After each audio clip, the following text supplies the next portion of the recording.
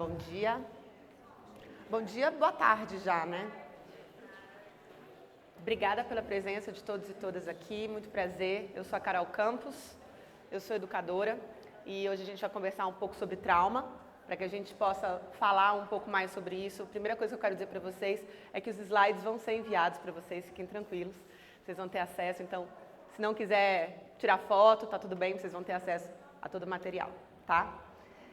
Bom, então eu quero agradecer também ao convite do Hacktown, agradecer as pessoas que estão aqui do meu time. Eu sou fundadora do Vozes da Educação, então eu tenho parte do time comigo, parte do time NGP, que é a minha assessoria. Então, muito obrigada pela presença e, obviamente, pela presença de todos e todas vocês. Vamos começar contando uma história. E a história é a seguinte, gente: aprender é difícil. Aprender é como se a gente, todos os dias, obrigasse os nossos alunos a rolarem uma pedra no alto de um morro. Então, imagina que todos os dias, para cada coisa que eu ensino para o meu aluno ou para a minha aluna, ela precisa rolar essa pedra até o alto do morro. E tem um mito na mitologia que fala do mito de Sísifo, que era uma pessoa que todos os dias subia uma pedra muito grande até o alto de um morro e à noite a pedra rolava abaixo. Então ele tinha que fazer isso todos os dias.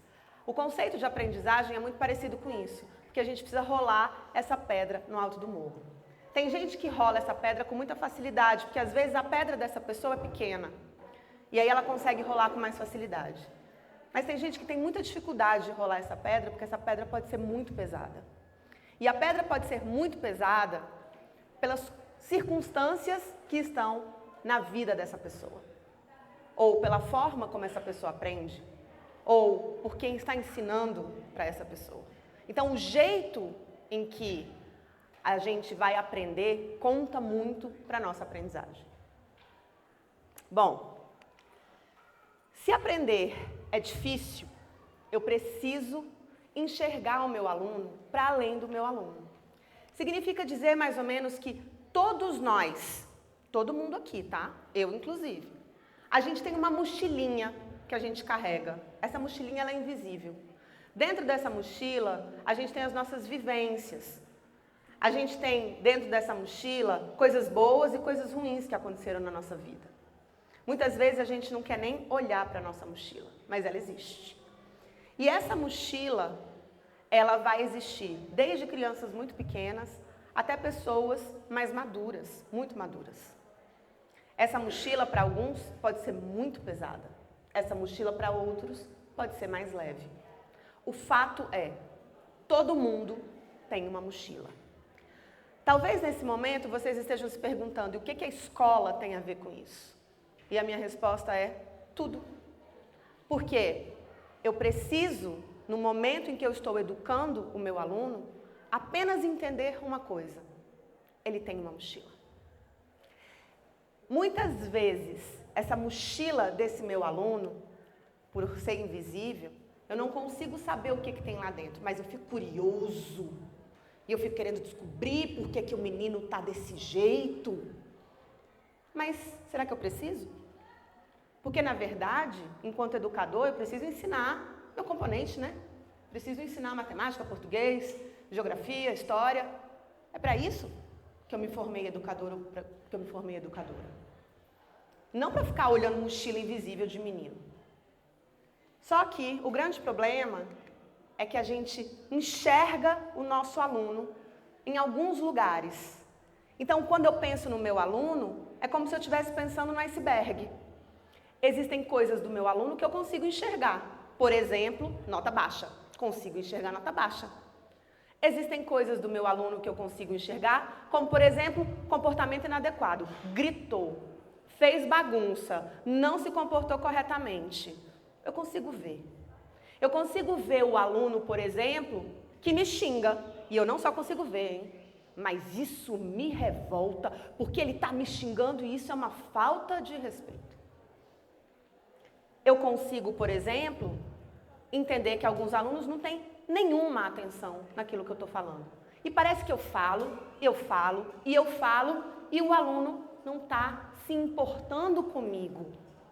Mas o que eu tenho para falar é tão importante, vai cair na prova. Esse menino não tem a decência de olhar para mim. Que absurdo. A gente sente isso. Atira a primeira pedra aqui agora em mim, quem é educador e nunca sentiu isso. A gente sente.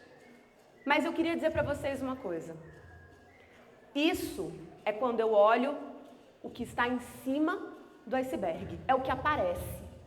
Então, pensa sempre nisso. Eu estou olhando o meu aluno da superfície para cima.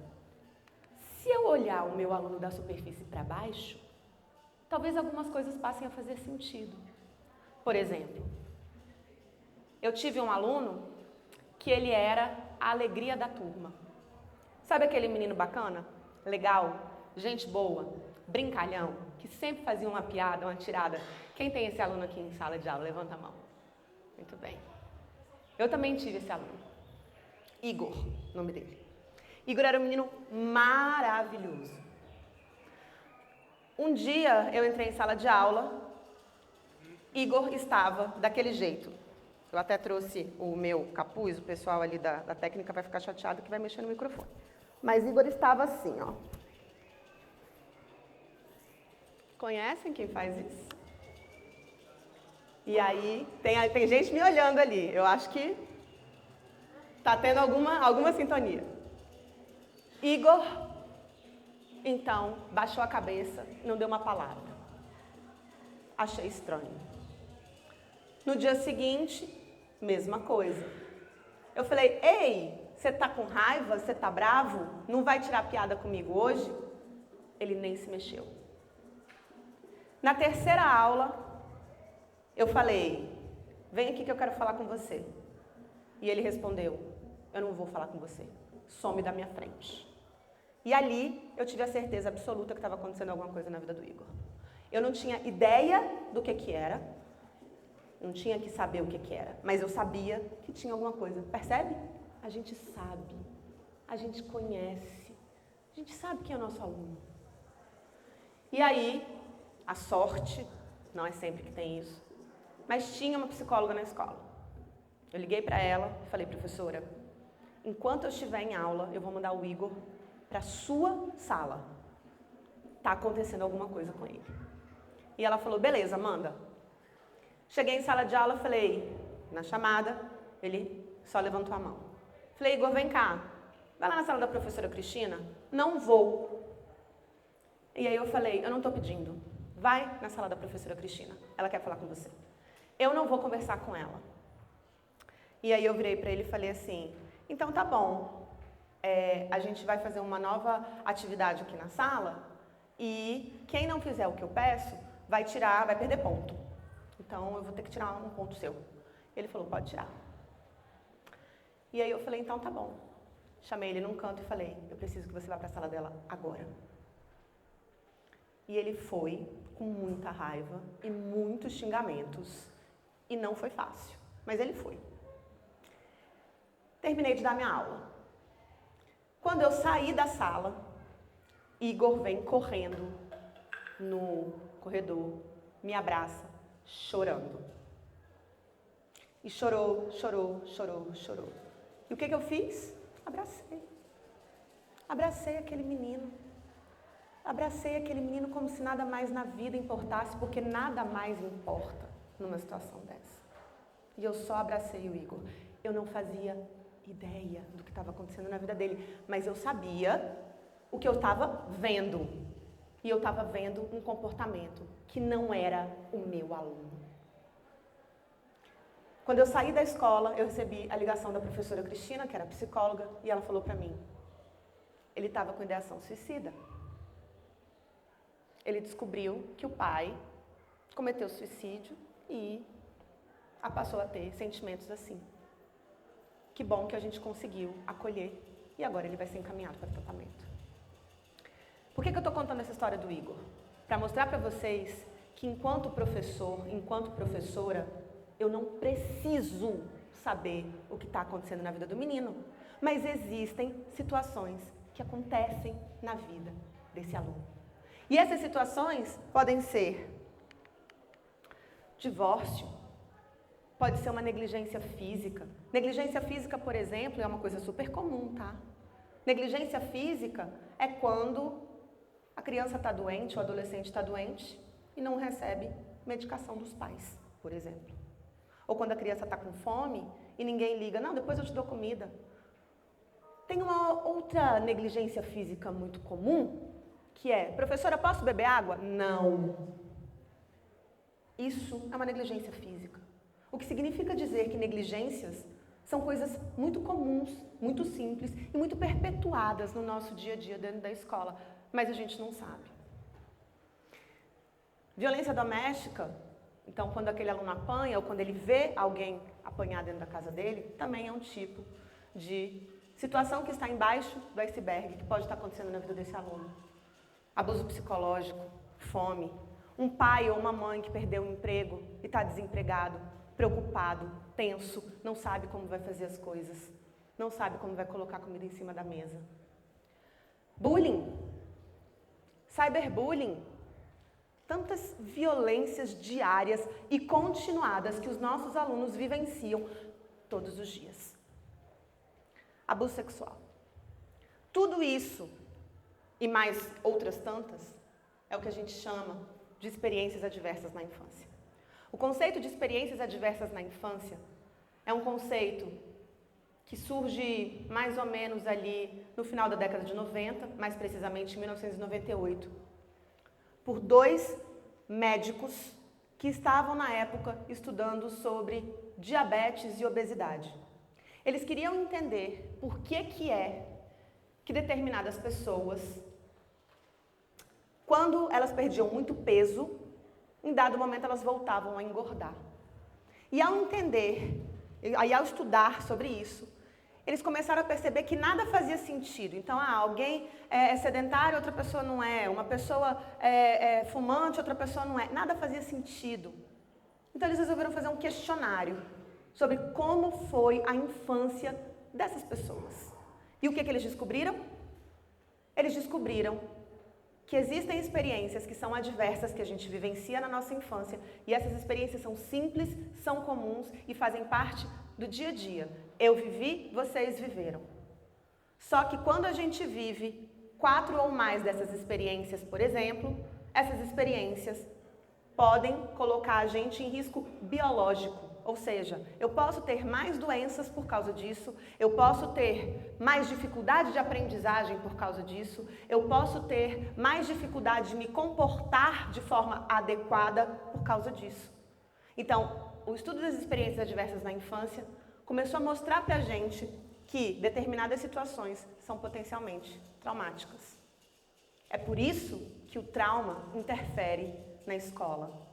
Porque o trauma, quando eu olho para a escola, ele vai me dizer muito sobre o comportamento dos meus alunos, sobre os relacionamentos dos meus alunos e sobre a forma como os meus alunos aprendem. E trauma não é aquilo que aconteceu com você. A pandemia não foi um trauma, mas a forma como cada um experienciou a pandemia, isso pode ter sido traumático. Então, o trauma é algo muito individual. E às vezes a gente não se recorda, a gente não tem memória do trauma. Mas olha, o corpo da gente lembra. Então, um dos maiores teóricos em trauma do mundo é o médico o Dr. Gabor Maté. Ele fala que trauma não é o que acontece com você, mas é o que acontece dentro de você como resultado daquilo que aconteceu com você. Ou seja, o trauma, ele necessariamente está incrustado dentro do nosso corpo. O corpo guarda as marcas, o corpo se lembra. Quando a gente vive trauma, e uma das coisas que o Dr. Gabor fala é que nós, todos, somos a geração T, ou seja, a geração trauma. Porque a gente vivenciou isso. E a gente vivenciou isso porque a gente vem de culturas que entendiam que a parentalidade deveria ser algo violento. Eu vou gritar, porque se eu não gritar, você não vai me respeitar. Eu vou bater, porque se eu não bater, esse menino daqui quando ele tiver 15 anos, ele está batendo em mim, então tem que bater agora de pequeno.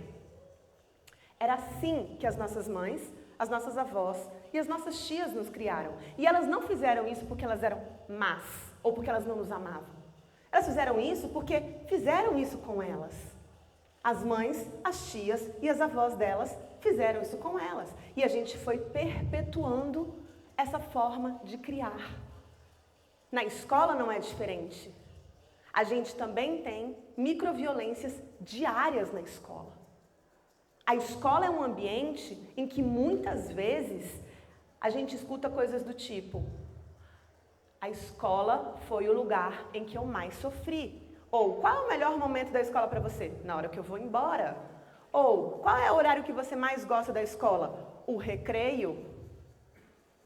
A escola acaba sendo um lugar violento, um espaço violento.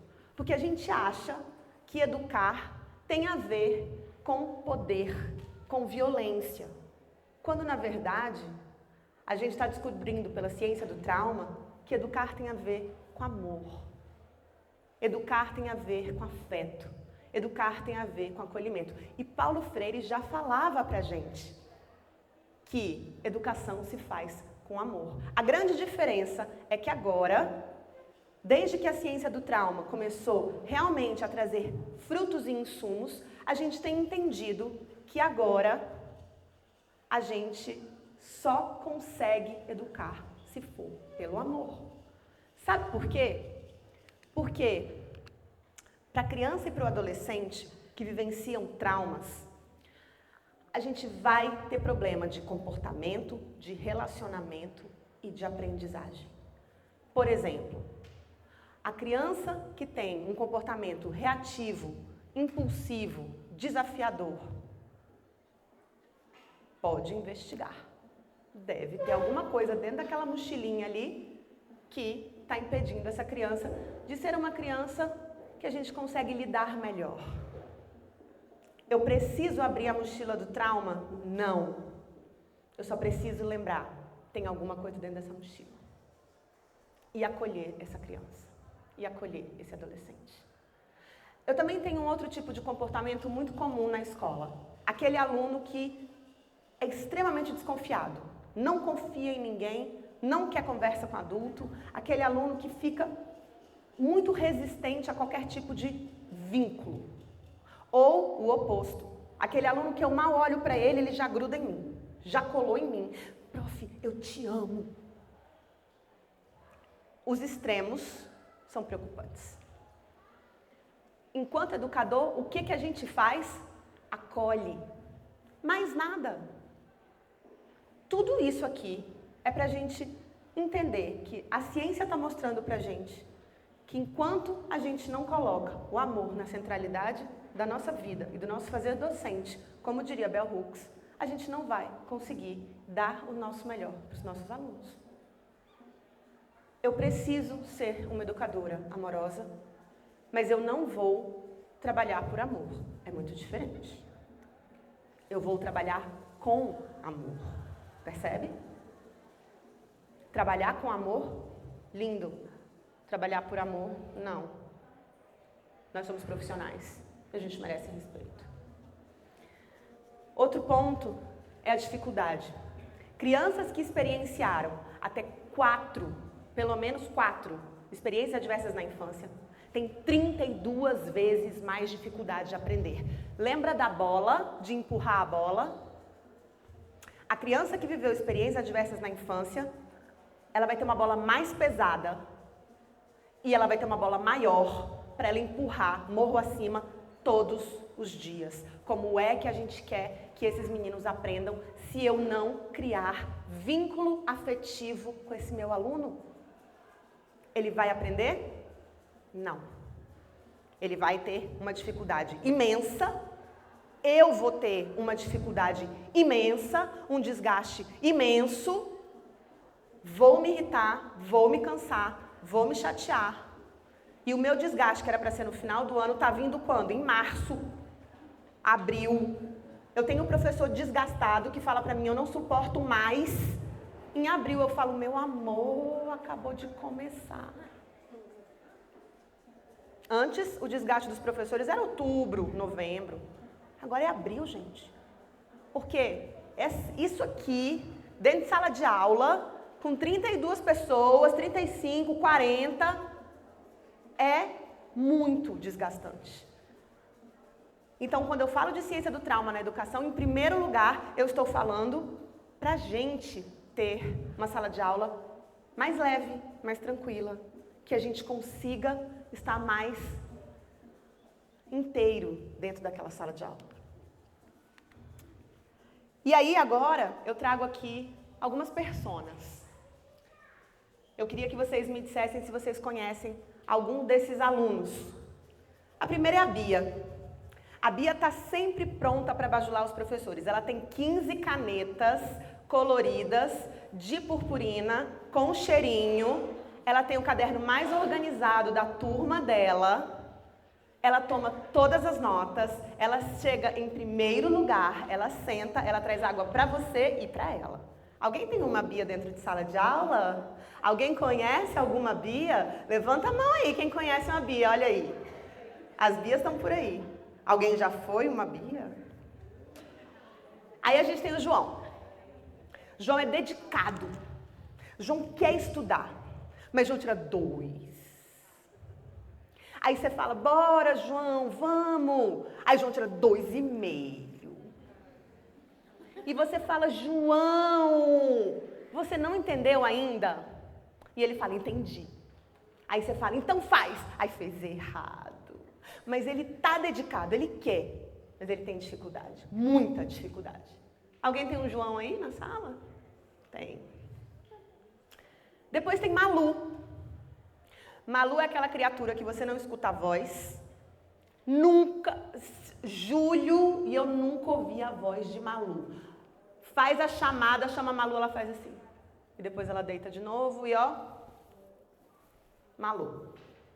Malu é quieta, despercebida, você não vê Malu envolvida com amizades, tá sempre num cantinho, na hora do intervalo ela tá sempre ali, ela e ela. Alguém conhece uma Malu? Tem a professora ali que já tem todos os perfis na sala dela, bingô, cartela cheia. E aí tem Enzo. Enzo Gabriel. Quem tem Enzo Gabriel aqui? Enzo Gabriel é o abençoado. Quem tem Enzo? Enzo Gabriel. Aquela criatura maravilhosa que você fala, senta, Enzo. Enzo, para. Enzo, sossega. Enzo, pelo amor de Deus, eu não vou falar de novo. Alguém tem um Enzo? Aparentemente, Enzo está em muitos lugares. Gente, crianças e adolescentes têm muita energia. E que bom que eles têm muita energia, é saudável. Mas esses comportamentos aqui, eles são comportamentos que precisam chamar a nossa atenção. Porque são comportamentos que são muito comuns, a gente está vendo, eles são muito comuns em sala de aula. Mas eles são comportamentos típicos de pessoas que viveram situações de traumatização na vida. E é muito importante a gente, enquanto educador, ter esse letramento, aprender sobre isso.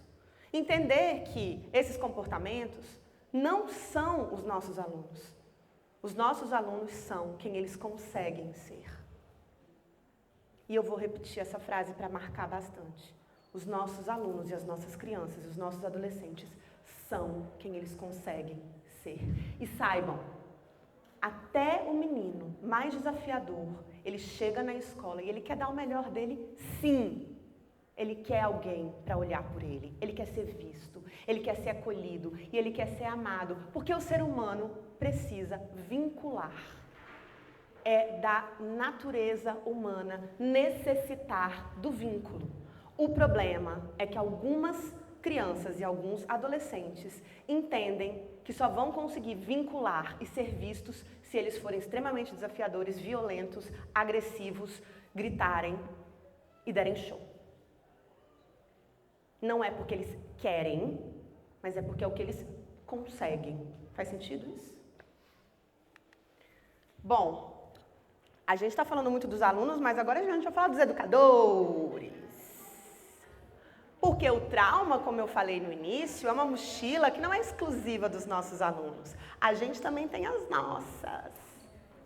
E de vez em quando a minha mochila esbarra com a mochila do meu aluno e aí dá uma confusão.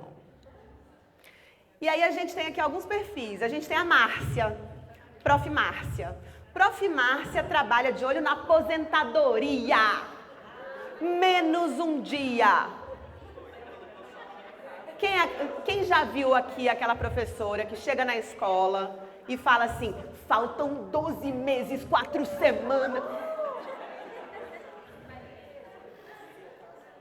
Prof. Márcia. Tem a Val. Prof. Val tá sempre com dor de cabeça. Menina, dormi mal, tô com dor nas costas, tô com dor na unha. Prof. Val, todo dia, Prof. Val, ela nunca dorme bem. Ela tá sempre com dor de cabeça, ela tá sempre cansada, ela tá sempre exausta, ela tá sempre... Prof. Val. Tem o Prof. Beto. Beto fala, não tenho nada a ver com isso. Problema da secretaria. Isso daqui é coisa do gestor, não tenho nada a ver com esse problema, não é meu. E tem a Vera. A gente aqui tem escutado no Rectown falar muito sobre comunicação não violenta. Prof. Vera é aquela que usa a comunicação muito violenta. É o oposto.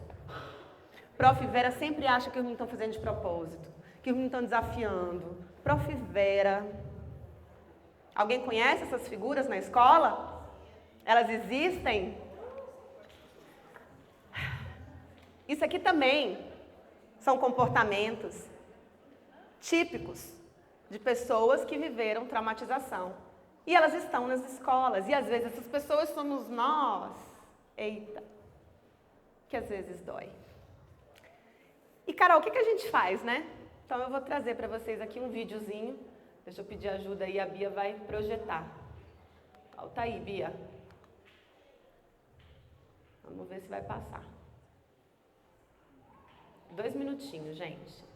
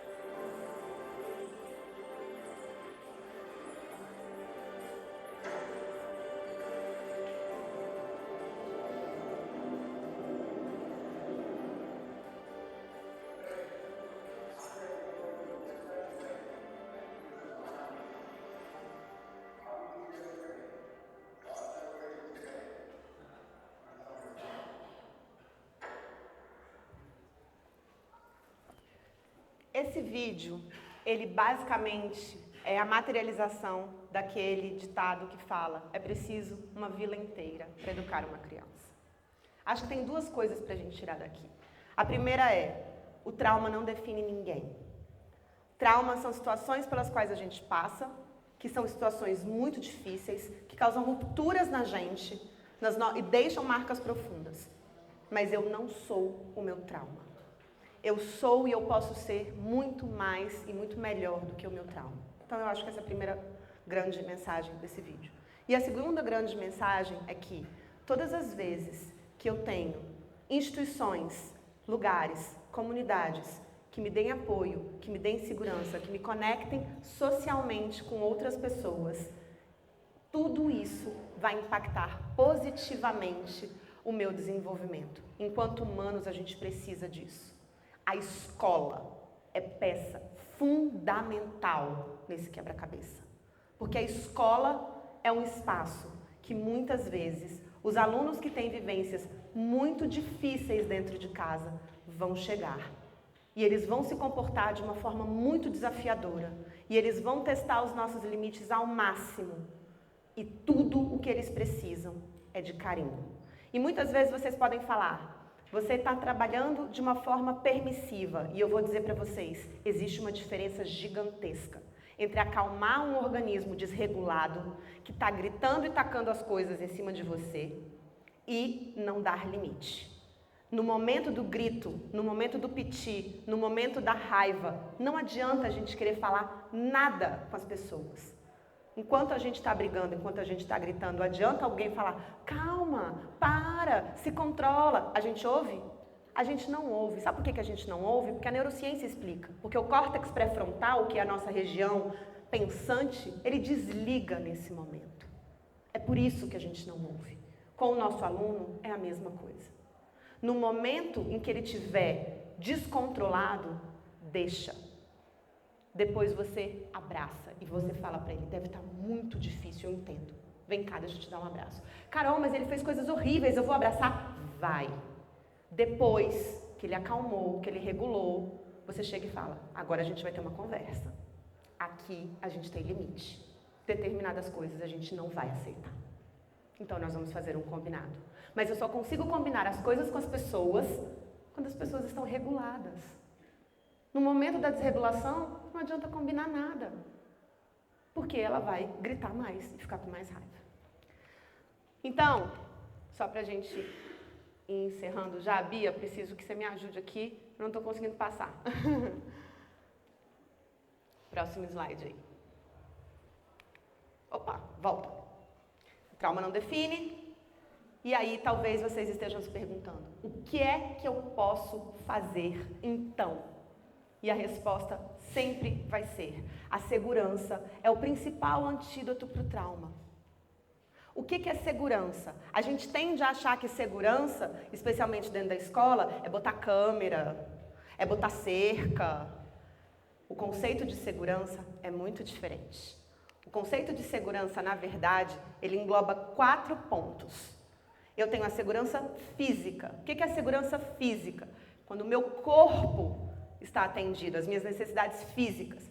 Consegui beber água, consegui comer, me alimentei com alimentos de qualidade. E isso, graças à Política Nacional da Alimentação Escolar, a gente tem. Meu corpo não estou com calor, morrendo de calor e nem morrendo de frio. Eu estou tranquilo. Às vezes eu vou sentir um calorzinho, mas aí eu vou ficar mais agitado. Às vezes eu vou ficar mais quieto, porque eu estou com frio. Mas, em geral, isso está equalizado. Eu estou seguro num lugar, sabendo que ninguém vai entrar aqui do nada. Isso é segurança física. Então, é o primeiro tipo de segurança. Mas tem o segundo, que é a segurança emocional. A segurança emocional é a certeza de que eu posso ser exatamente quem eu sou. Se eu quero usar meu cabelo rosa, tá tudo bem. O tom da minha pele é respeitado. Se eu quero botar tranças lindas no meu cabelo, tá tudo bem. Se eu sou mais alegre e comunicativa, tá tudo bem. Se eu sou mais quietinho, ninguém tá lá me perturbando. Fala mais, vai lá na frente, faz seminário. As pessoas respeitam quem eu sou. Isso é segurança emocional. E aí eu tenho a segurança social, que é a terceira segurança. que é eu faço parte. É o senso de pertencimento. Eu faço parte desse lugar. Todo mundo quer pertencer. Todo mundo precisa da sua tribo. Todo mundo quer estar na escola e ser visto e acolhido e amado e abraçado. Só que os nossos alunos não sabem verbalizar isso. Então, o senso de segurança social é, por exemplo, não ter bullying.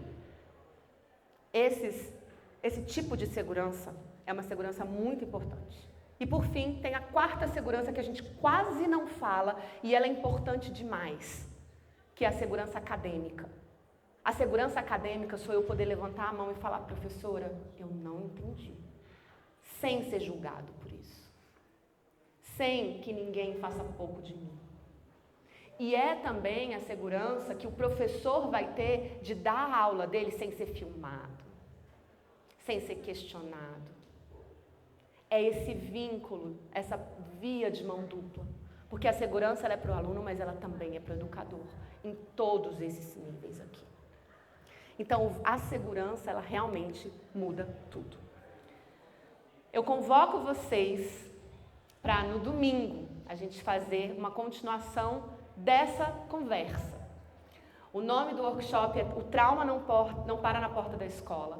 E a gente vai trabalhar com estratégias práticas de como é que eu lido com isso no ambiente escolar, falando de segurança e falando também de pensar o passo a passo, da hora que o menino sai da casa dele até a hora que o menino chega na escola, como que eu lido com essas situações. Ele inicialmente está marcado para as 14 horas, mas ele possivelmente vai ser alterado para amanhã. Eu ainda estou vendo com a organização. Mas fiquem atentos aí que o nome do workshop é esse. Eu espero ver vocês lá.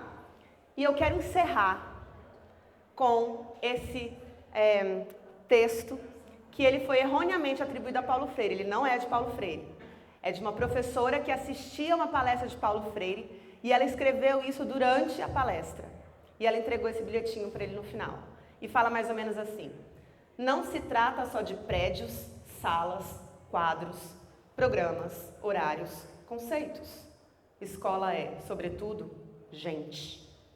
Gente que trabalha, que estuda, que alegra, se conhece, se estima.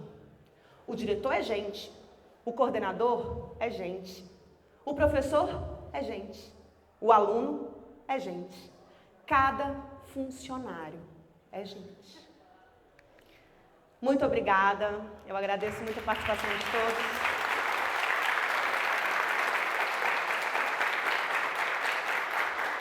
A gente ainda tem alguns minutinhos, se vocês quiserem perguntar alguma coisa, eu estou à disposição.